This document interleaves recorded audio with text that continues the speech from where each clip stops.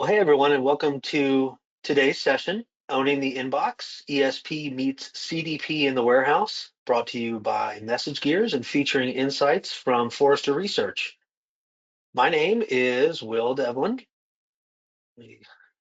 So up here, hey, I'm the Vice President of Marketing at Message Gears. I'll be facilitating today's presentation. Here's what we have in store for you over the next 30 to 45 minutes. So we're going to cover the customer experience as it is today and what it'll look like in the future with an eye on what opportunities exist for real-time personalization.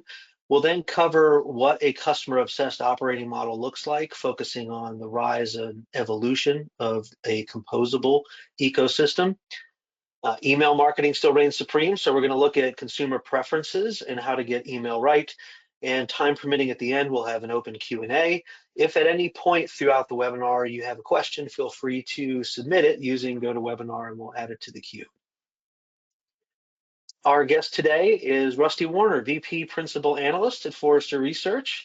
Rusty serves B2C marketing professionals, authoring research and providing advisory on enterprise marketing technologies. He works with brands to ensure their MarTech investments align with both internal business strategies and helps them meet the ever-evolving needs of consumers. Rusty, thank you so much for being here. Well, thank you, Will. It's a pleasure. It's great. All right, we'll hand it over to you to get started.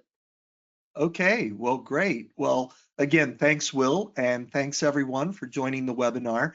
As Will mentioned, we're going to talk about a lot of things today. We'll talk about email, customer data management, personalization, composability. But before we get into all of those things, I'd like to just take one step back so that we can start with the customer. Because no matter what all of us do in our day jobs, we are, of course, all customers as well. And I think you'll agree with me when I say that our experiences with brands are not just those digital interactions, but it's a combination of all the different moments we have with a brand and our perception that we take away with us when we get the things that we're looking for, or perhaps if it doesn't work out, we don't get the things that we're looking for. And so our experience is made up of all of those various moments. Of course, more and more, we are seeing that those moments are digital and they are occurring on our phones. And so as technology moves forward, both hardware and device technology, as well as generative AI capabilities, we're going to see a lot of innovation that happens on the glass. And we can expect that what we do when we pick up our phones will change rather dramatically as we move forward. But we're not going to spend time on that today, because instead, we're going to talk about what happens below the glass, the things that you can already do as a brand based on customer insights to ensure that you make that moment for the customer as successful as possible so that they can indeed get exactly what they're looking for. Now, to do that, below the glass personalization does require a technology ecosystem. It is complex. It depends first and foremost on a continuous stream of real-time data. So you need to ingest that data and then figure out how you're going to leverage it for activation. That starts with customer recognition. And when we talk about recognition, we mean the ability to identify a customer, whether they've authenticated or whether they are anonymous. So with the right privacy and preference controls in mind, we want to be able to recognize a returning customer or prospect, even if they choose to remain anonymous. Then we want to take what's happening right now in real time and merge that with the history we have about that individual, because that will help us better understand the context and exactly what they're trying to accomplish in this moment. Of course, we can then start to apply our analytics. And today that will be a lot of predictive AI, as well as generative AI, and perhaps even conversational AI that will let us determine what that next experience should look like. Of course, we don't want to do that without business logic. So even though our analytics will become incredibly advanced and powerful, we will want to continue to have rules that make sure that what we determine is the next best thing for the customer is also appropriate for us as a brand. We'll obviously then orchestrate, and that should be a two-way orchestration. It may involve multiple channels for the same interaction to accomplish what the customer is looking to do. And email will be, in many cases, one of those channels or touch points within that interaction that we need to orchestrate. And then finally, we're not done until we capture what happens with the customer so that we can not just measure, but so we can optimize. And we'll want to optimize what is happening with the customer in the moment. We'll want to optimize what we're doing with that customer over time. And of course, collectively, all of those insights coming from all of our customers will help us better optimize our strategy. Now, if you look at that from a marketecture perspective, as I mentioned already, it gets very complex very quickly, right? So you will be wanting to leverage a lot of customer insight to recognize the customer and determine the appropriate context. And that won't just be socio-demographic data. It will be perhaps loyalty information about the customer, the value of that customer to us, as well as what is valuable to that person. We'll want to understand their journey and their goal and their intent. And then from the business side, we have to factor in, is this good for us from a revenue or a profitability perspective? Is it valid? Is the customer eligible? Does it meet regulatory compliance? Does it adhere with any security and risk and governance that we have in place? And then, as I mentioned, as you can see at the bottom, that optimization is incredibly important. And we want to optimize, again, what is happening for the customer, as well as what is happening for the business. And all of that comes together when we're trying to determine the next best experience. There's been so much evolution in this space the past couple of years, thanks to AI and ML. And to me, this is the most exciting use of that tech because it really helps scale something that humans can do, but not easily. And it allows marketing and data teams to then be able to make real strategic and creative decisions based on what the data is telling them the next best path is. The larger that data set, the more potential outcomes, obviously, the more complex it can be. To me, it's just fascinating to see how brands are able to use this already today. But it also excites me thinking about how much evolution we'll continue to see there in the next few years. Yeah, absolutely, Will. There's so much that we can already do below the glass, and that is only going to continue with advances in AI, especially Gen AI. And then when you put that together with what's happening on the device itself, it becomes incredibly powerful. And I'm sure that some people noticed that I had said NBX a couple of times, or it was on my slides. And what we mean by next best experience is a continuum that you can see here. Already, brands are really good at next best product, which is exactly what it says, right? I can recommend the right product for the customer. Or maybe I can wrap that up in a discount, or I can put it together with some terms and conditions and turn it into an actual offer for an individual. Maybe I'm not trying to sell a product or a service at all. Maybe I would like the customer to take the next step in a workflow, or in completing an application, or in helping us determine if that person is eligible for something. Now, what product, offer, and action all have in common is that as good as they are still very much an inside out perspective. They're what the brand is trying to put in front of the customer, or what we're trying to encourage the customer to do. Next best experience flips that around, and it is really an outside in view where we're thinking more about what is appropriate for the customer, or how that customer will perceive value from the brand. If we think about that in a financial services context, it might help to make it a more real, or make it more real for everybody. So if we think about next best product, let's say you're completely anonymous and you go to a bank's website and you use the mortgage calculator. Chances are they'll pick up some information from you that will make it possible to drop you into an audience that lets you know when you go back to Facebook or another social media channel that this bank offers mortgages. That is really a product-oriented offer, or sorry, a product-oriented recommendation, I should say, because an offer would mean that maybe you're an existing customer of that bank, or perhaps in addition to using the mortgage calculator, you filled in an online form so that they can learn more about you. And they can use that data, especially if you're a customer, as well as credit data to determine what kinds of mortgages that you're eligible for. Or perhaps they can determine you're a first-time buyer and they can roll that into the appropriate offer. But let's say you start to fill in an online application and you don't finish.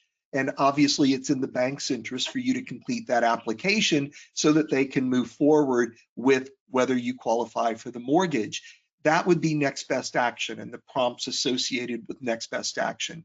But if during that process, the bank realizes that perhaps you have some financial concerns, or maybe you have a low level of financial literacy and you just need some help understanding the financial commitment of a mortgage, or what the different types of mortgages are, or what we mean by different types of interest rates, then they could help educate you so that you're in a better place as a customer. So that's immediately good for you because it increases your understanding and maybe gets rid of some concerns that you have. It is also good for the organization because eventually, if they continue to get it right, you will become a customer for that financial institution. But if you're going to do all of that, we would think at Forrester that you need to become customer obsessed. And I know that sounds like hyperbole and it sounds like something easy for a Forrester analyst to say, you know, sitting here in my ivory tower, but we are serious about customer obsession, so much so that we've developed an operating model around it.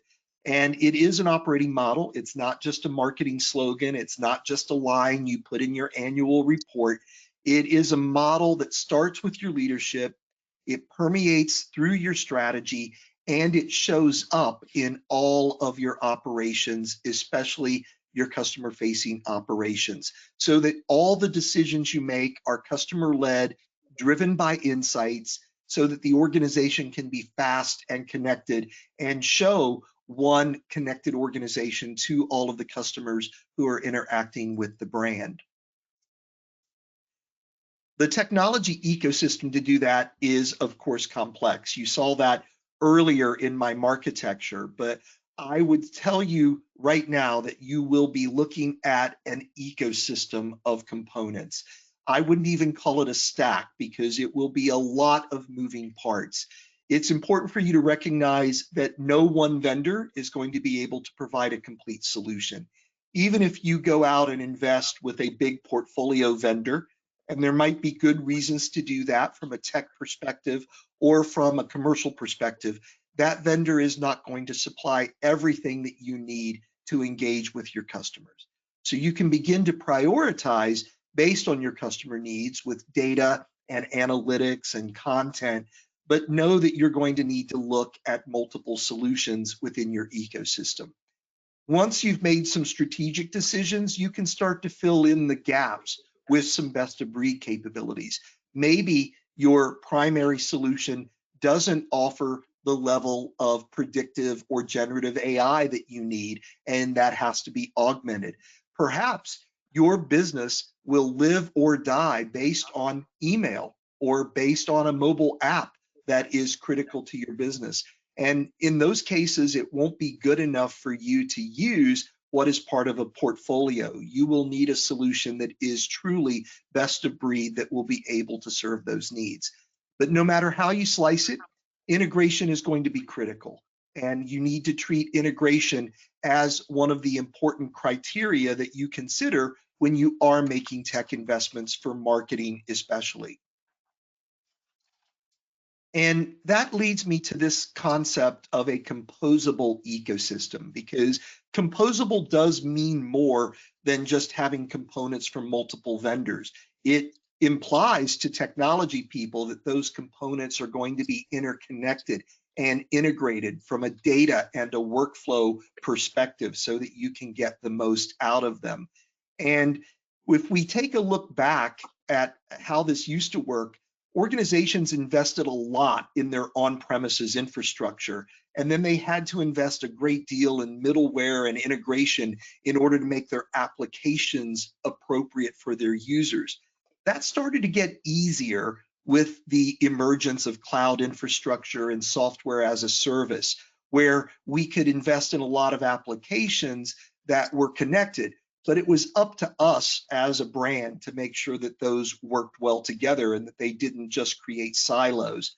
We're seeing that get better with the rise of low code and no code, and generative AI is going to play a role here. The hyperscalers are going to play a role here, where we will have some connected ecosystems that have the necessary APIs already packaged so that the middleware layer doesn't take as much of our time and we can invest in applications. That will only get better in the future, where if it becomes truly composable, when we invest in applications that are part of an interconnected ecosystem, we can plug those in a lot more easily than we're able to today and take advantage of our data and analytics environment to make sure those applications have not only a common view of the customer, but they're better able to serve the business users across different functions. And an example for you of what that might look like in marketing, it's a rather straightforward example here where I've picked on email and commerce, but you could imagine other channels like the mobile app or mobile messaging or whatnot that today, because of software as a service, either come with their own data environment or maybe they connect to a CDP, and that might be a standalone CDP. It might be a virtual CDP that is sitting inside a data lake kind of infrastructure. But what we want to get to is on the right, where we become more composable, where we can invest in solutions that help us bring those applications together so that they're not so siloed and they are leveraging common data and analytics that are in that customer data platform. Again, whether that is a dedicated solution or it's a virtual CDP capability sitting inside one of the hyperscaler environments. Yeah, here we inherently know that brands are continuously trying to figure out what the best tech stack looks like to service their customers. And with things evolving so quickly, a lot of brands that we talk to at Message Gears, and I'm sure you talk to this too, is they don't want to be locked into one giant solution, or they may not, that may not service their needs today or in the future. And so the reason I think composability is gaining in popularity and why Message Gears has found some success leaning into it is because it offers that flexibility and finding the right combination of functionality and support that works best for the business needs and allows the brands to focus on the most important things for them without needlessly bloating their tech stack with a bunch of stuff that they pay for but don't necessarily need. Yeah, and you hit it on the head with a couple of points you made, Will.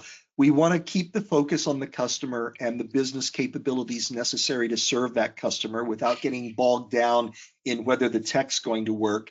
And what we certainly need to avoid is tech debt. We don't want to overbuy capabilities.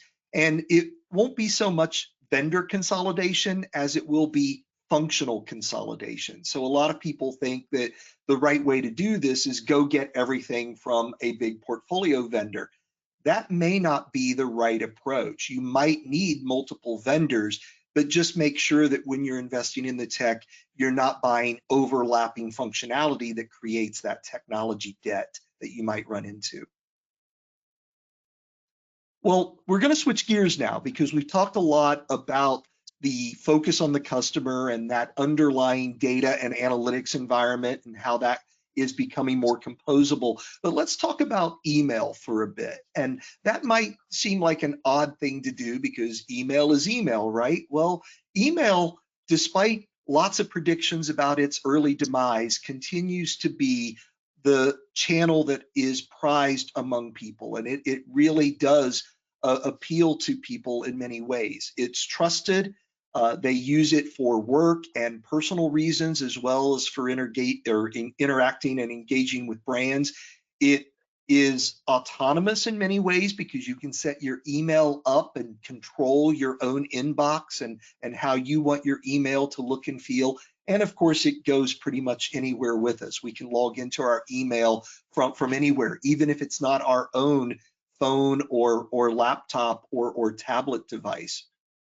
And email is important to consumers. So we do a lot of surveys at Forrester. This happens to be a US oriented survey, but we know that US consumers like to get transactional and confirmation type emails. That makes sense. They trust email to be almost a system of record when it comes to a proof of purchase or a proof that they've registered or a proof that something important has happened, whether it's with a retailer or even with their bank. They do also enjoy promotional and informational emails, but then we see the numbers drop off a little bit when we get to personalized emails or interactive emails. And I think we've seen personalization get a kind of bad rap here because of all the bad actors out there. And we're going to talk a little bit later here about how you can ensure that your personalized and interactive emails actually are reaching a higher percentage of people who do indeed enjoy receiving them. And it's important that you get that right because email is the most used messaging format. So even though we continue to see a rise in push messaging and SMS in certain markets, or we'll see what happens now that Apple has decided to change course on RCS, we'll see about what some of the mobile messaging platforms have to offer, but email continues to outpace them. And I think that will be true moving ahead in the future.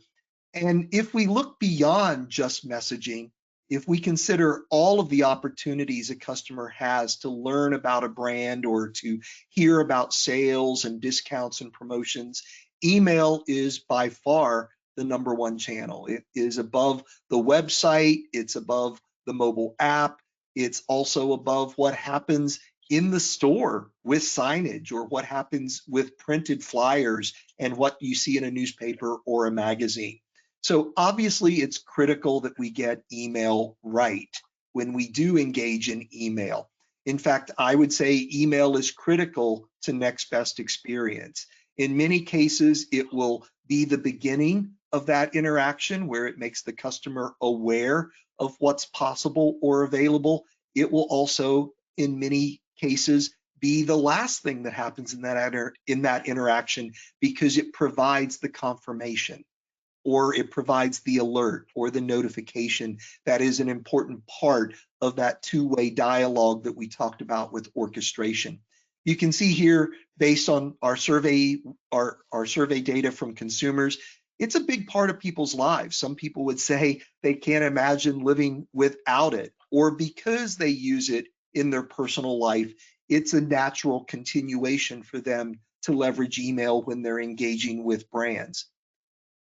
But as we've mentioned, you have to get it right, because if you overdo it with the email, then you become one of those bad players, and you can see that customers will use terms like junk to describe your email.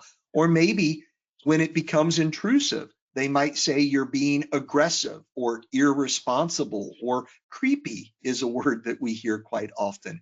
And then, of course, if you think too much about what the brand is trying to do, if you think too much about product and offer and action, and you don't think enough about experience, then the customer will begin to think that you are being offensive, or you're not listening to them, or you're not actually catering to their needs and what they would like to achieve with their relationship with you.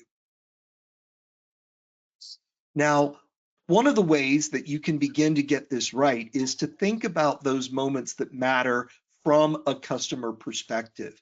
So I know when you look at this, it looks a bit like a maturity model. It is not a maturity model, because it will continue to be important for you to do promotional campaigns with products and offers, because for a lot of people that you don't know very well, but you can identify them as having common interests with others in a segment, this will be the way that you approach personalization based on those personas. The thing is, even though it's not a maturity model, you can't stop there. You also need to think about the contextual relevance of your emails. So when a customer has engaged with you and you're following up or you're responding, you need to make sure that you do that in a way that is appropriate and your personalization is based on discrete transactions or interactions from that individual. And then you also, above and beyond that, have to think about the moments that matter to those customers who engage with you a lot, who have shared a lot of personal data with you. And we're not just talking that first party data that you observe, but actual zero party data that a customer has intentionally shared, knowing and trusting you to use it appropriately to give them a better experience. For those people, you can personalize based on a deeper understanding of their needs. But you can't do that for everybody, which is why it is just as important to get your campaigns right and to get your more responsive emails right as well. So you have to do everything that is articulated here. And that means that you can't conflate personalization with the experience. I mentioned at the very beginning that the experiences that we have with brands are actually made up of lots of interactions and lots of different moments. It has a lot to do with our overall perception of the brand and what they get right, or unfortunately, sometimes what they get wrong. So we really have to think about the overall experience and not our personalization tactics. That means we do rely on that integrated data set so that we don't have all of these disparate silos. We have the same analytics practices across functions so that we have a common view of how we're going to engage with the customer. And we don't think about measuring personalization on whether our tactics work and we got an acquisition or a conversion. Those are brand goals. We should try to flip our measurement to whether our personalization helped the customer achieve what they were looking to do.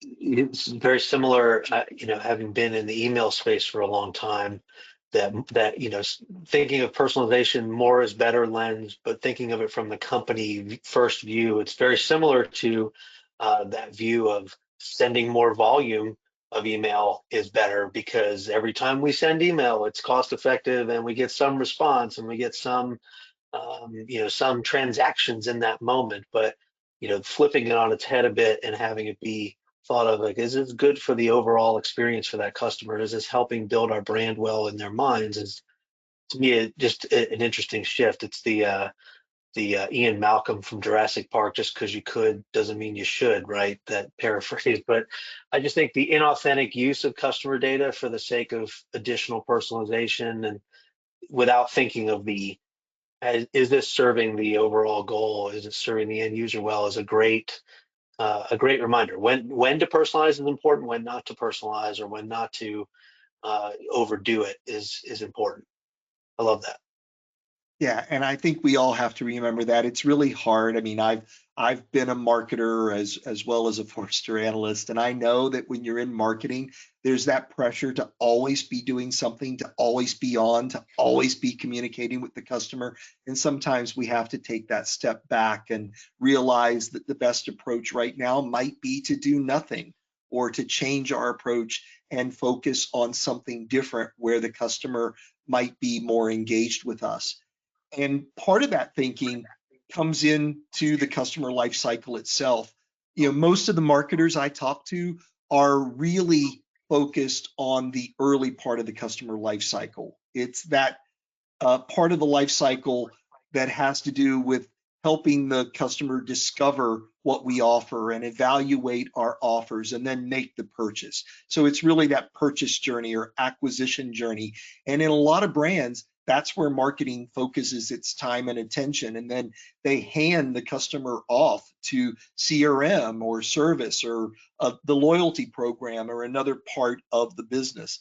I personally and strongly believe that marketing needs to be engaged in the entire customer life cycle. And we need to think about the communications a customer will receive after they've made a purchase, when they're using the product or service, when they are happy and things are going as they should, or maybe even when things go wrong and they just need some help or some information or a nudge. We need to be engaged with them across the life cycle instead of bombarding them with all of those personalized emails that are designed for them to discover a new product or a service. It goes back to what we showed earlier with next best product, next best offer, next best action, and next best experience. There's a place for all of those, but we really have to get that balance right. And in most cases, I would lean toward next best experience. And as you do that, there is something important that I think everyone has to keep in mind. And it may sound shocking when I say it, but you cannot deliver value. And I know a lot of you probably have a mission statement that talks about delivering value. You deliver products and services. Customers realize value or not on their own terms. And some of your customers might realize economic value because they feel like they paid the right price for your product or service.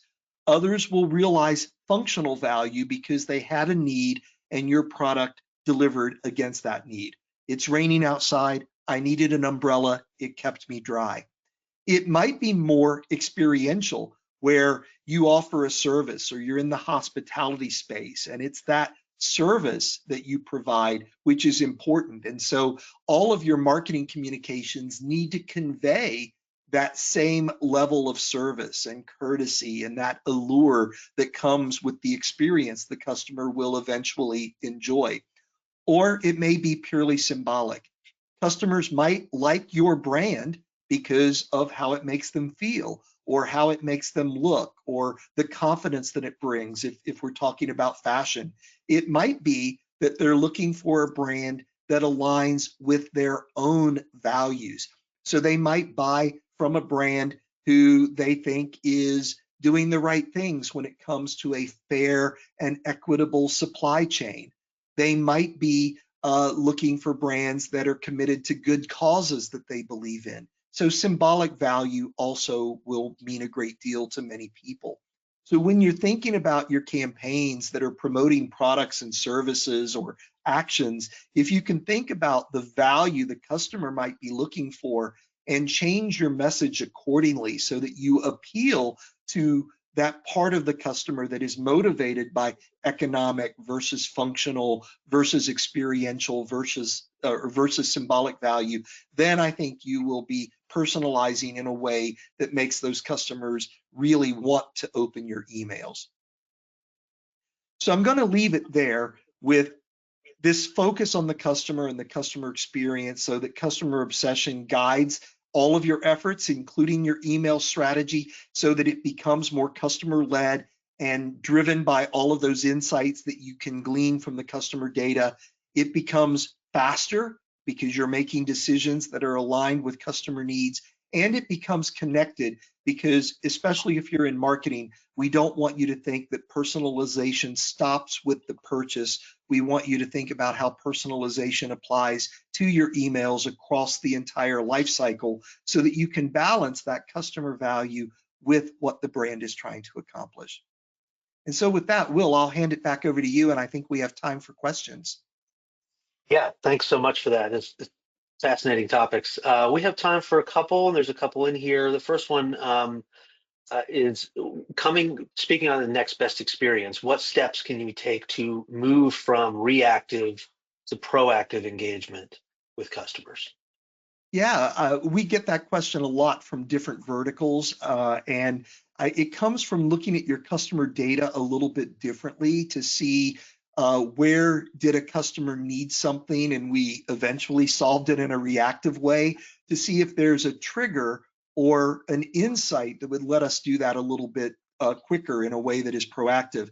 For example, if you're in the banking space, if a customer exceeds their credit limit on a card when they're out shopping on Black Friday, today, that would probably mean the card gets declined. But if you can look ahead and see that you have customers that are close to their credit limit, and you know the customers that pay their bills on time and they're good customers that you want to keep and you want to engage with, then why not run those customers through a credit scoring model, determine who's eligible for a credit increase, and make that proactively available before we get there. And I know some of you probably are already doing that kind of thing today, but you'd be surprised at the number of organizations that don't think ahead like that.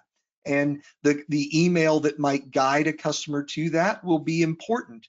The content might be purely, from an economic perspective, or it might be from a more reassurance perspective. The holidays are coming, and we want to make sure that you're covered for any purchases that you're going to make. And we trust you because you always pay your bill, so you can trust us to be there in that moment of need. So there's different ways that the message can be formulated, but it is trying to look ahead to something that hasn't happened yet. And why should you wait for that customer to cross a credit limit or God forbid, get their card declined when they're paying for those Christmas gifts on Black Friday? I love that. Takes a potentially negative experience or likely negative experience and completely flips it to a proactive, positive, we're paying attention, we care about you, we notice you type experience. Um, can you elaborate on the role of AI in delivering contextually relevant email? Talked a little at the Sure. front about that, but Yeah, it's going to apply across the board to lots of different areas of marketing and email. I mean, we've already seen predictive AI play a role for a while now in email, everything from send time optimization to the right subject line to the emotional tone of a subject line or the text of an email, understanding the audience for an email and using predictive analytics to understand propensity of different people to respond to emails. So we've seen a lot already with predictive, and now with generative AI, that only gets better, right? We can now generate better content. We can also have a natural language interface for marketers when it comes to figuring out who should be part of an audience, or who and why does someone sit in a certain segment, or which products are appropriate. We're also going to see, of course, generative AI apply on the consumer side, where the interface for a consumer becomes more conversational, where instead of searching through a catalog on your commerce site, I ask for what I'm looking for in a text bot, or maybe eventually I'm able to speak to a bot and say what I'm looking for and have recommendations come back. And once we get into that more conversational approach, I think the role of email will change a bit. It won't be so much promotional kind of content. It will be more of that responsive content where we're replying to an interaction with the customer.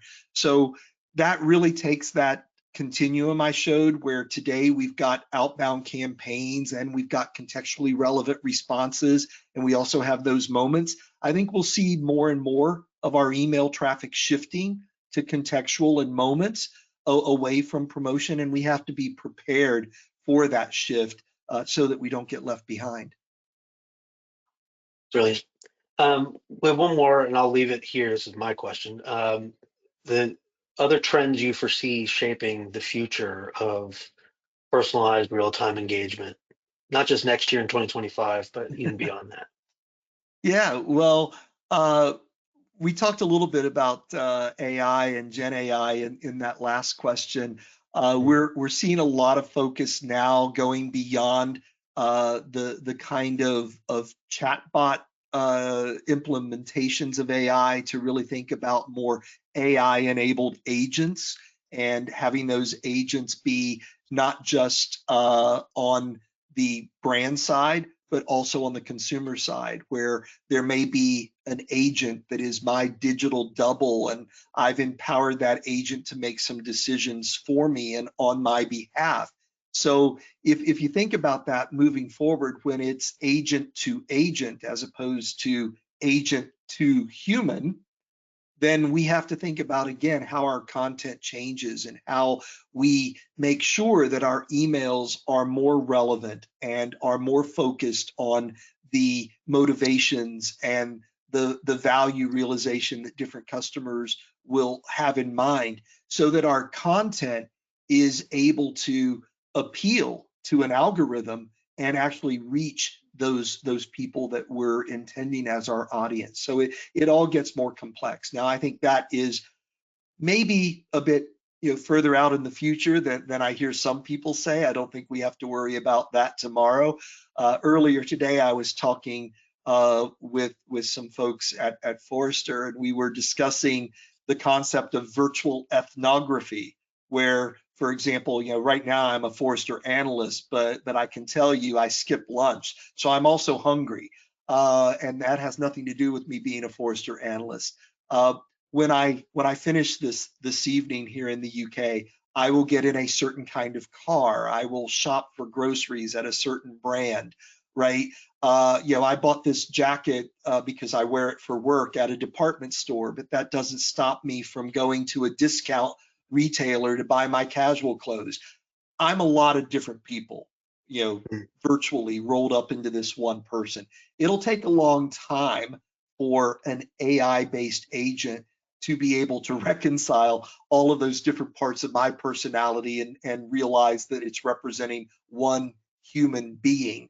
And so as we move along and as we evolve, I think marketing and customer experience people and digital designers working more closely together are going to have to think about the things that make us human, the way humans make decisions, how to appeal to that human, and then how do we then keep pace with the technology that will eventually, not tomorrow, but will eventually be able to represent humans. Brilliant. It's exciting. Rusty, It thank is. you so much again for your insights today. Great stuff. I know there's a lot for everybody to drink in here. So thanks for joining us, everybody, and I hope everyone has a great rest of your day. Thank you very much.